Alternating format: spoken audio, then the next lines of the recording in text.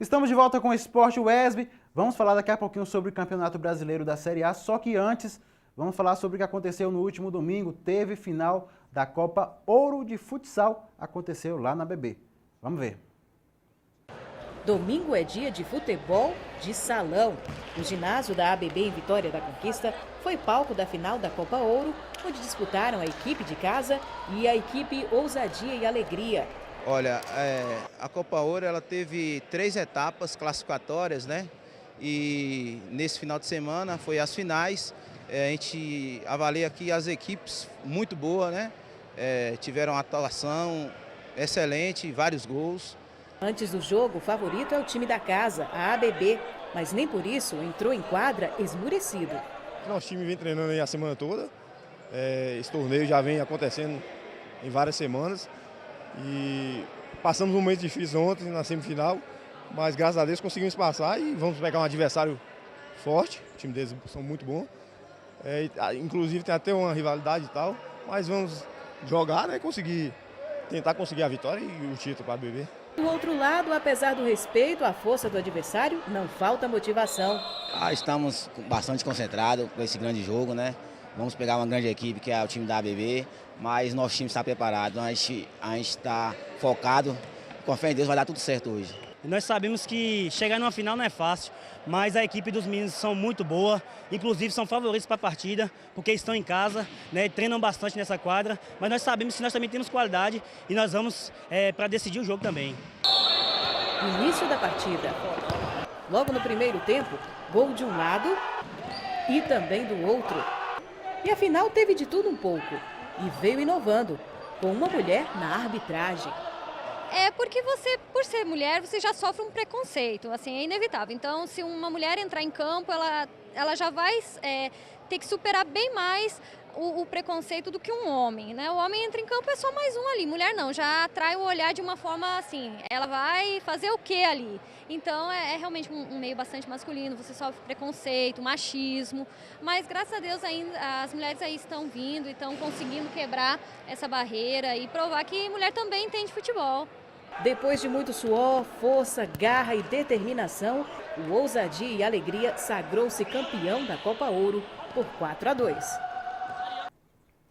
Tá aí, e nesse final de semana também teve outra final, foi a final da Copa Creche de Futebol Amador, e o pessoal lá do bairro Patagônia pôde vibrar com um jogaço entre PFC e Nossa Senhora de Lourdes.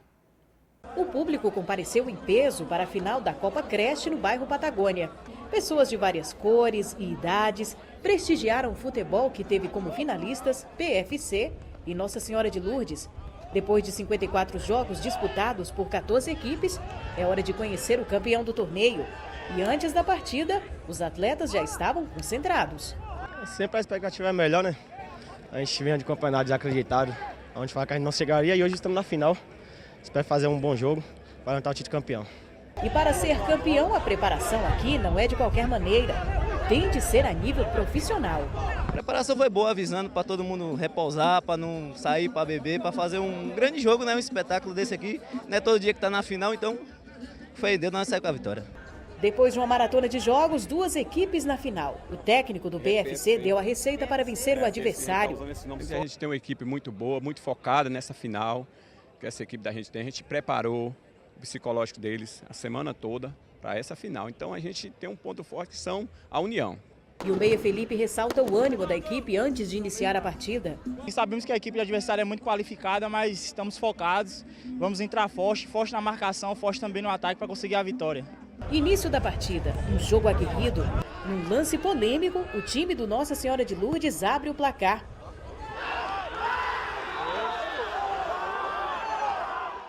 Mas o resultado não desanima essa torcedora da equipe adversária.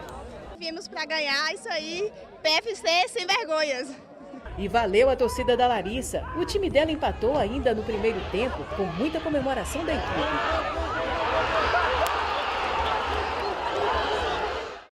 O jogo seguiu no mesmo ritmo no segundo tempo e agradou boa parte da torcida.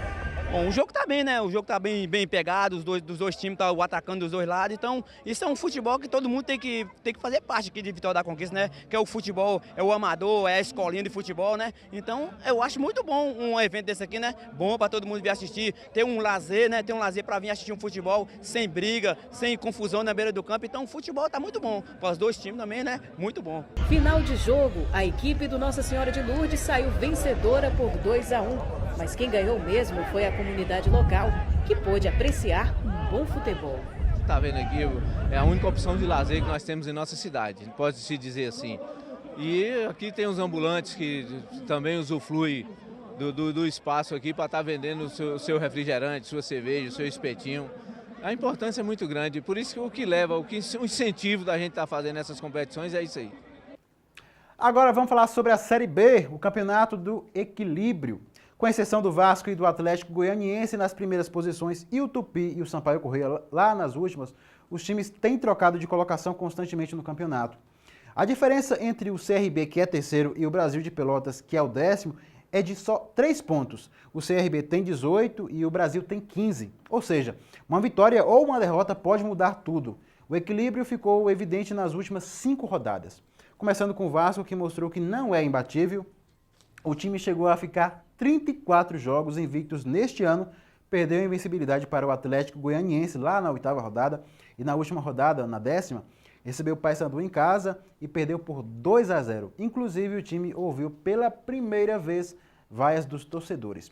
Entre os 4 times que estão no grupo dos que sobem para a Série A, o CRB é o único que não participou da Série A nos últimos 5 anos. E o time que tem conquistado torcida. Até o momento venceu 6 jogos, perdeu 4. Na 10ª rodada, bateu o Atlético Goianiense fora de casa e se consolidou na briga pelo acesso. E agora tem 2 times que caíram da Série A e em 2015 têm decepcionado os torcedores em 2016. O quase rebaixado no Catarinense, o Avaí tem sofrido na Série B. Vem de 4 derrotas seguidas e está em 16º no campeonato.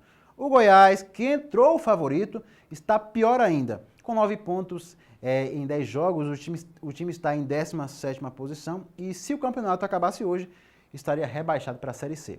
E para finalizar, o time baiano da competição, né, claro, o Bahia. A equipe perdeu no último sábado por 2-1 para o Londrina dentro de casa. Com isso, o técnico Doriva acabou sendo demitido, né? Problema.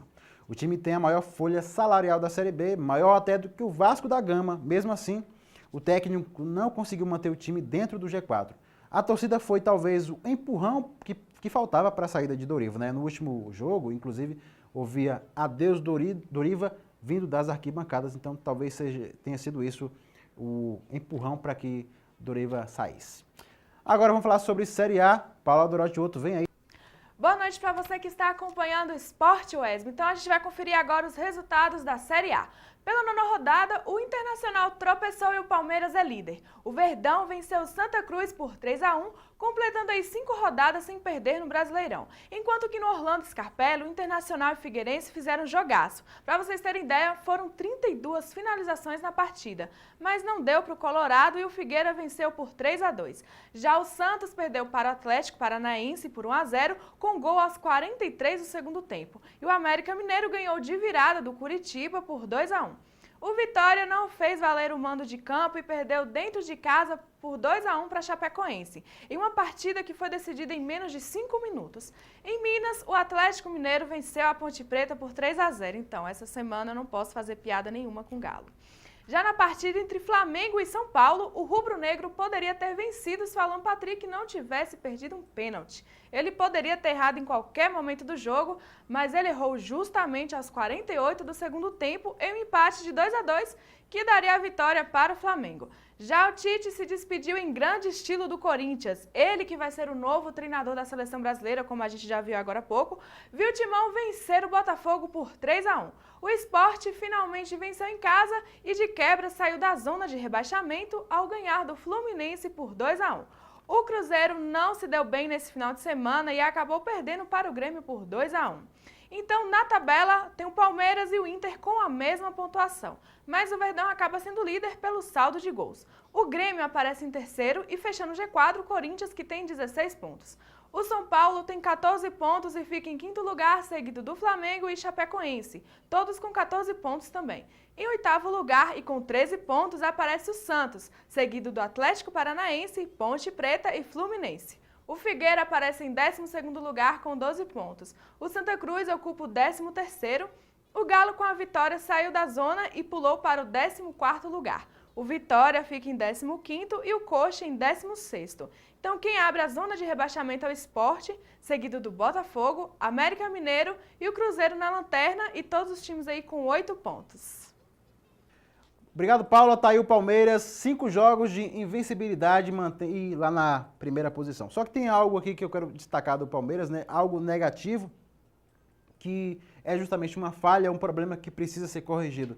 São aquelas bolas aéreas dos adversários. O Palmeiras tem sofrido com isso, sofreu em 3 jogos, que foi contra a Ponte Preta, contra o São Paulo e também contra o Grêmio. Precisa ser corrigido se quiser manter a primeira posição, se quiser continuar ali no G4 e brigar para vencer o campeonato. Precisa ser corrigido. Nós poderemos ver isso no próximo jogo contra o América Mineiro, que vai acontecer amanhã. Que a gente pode tirar a prova se deu para corrigir ou não.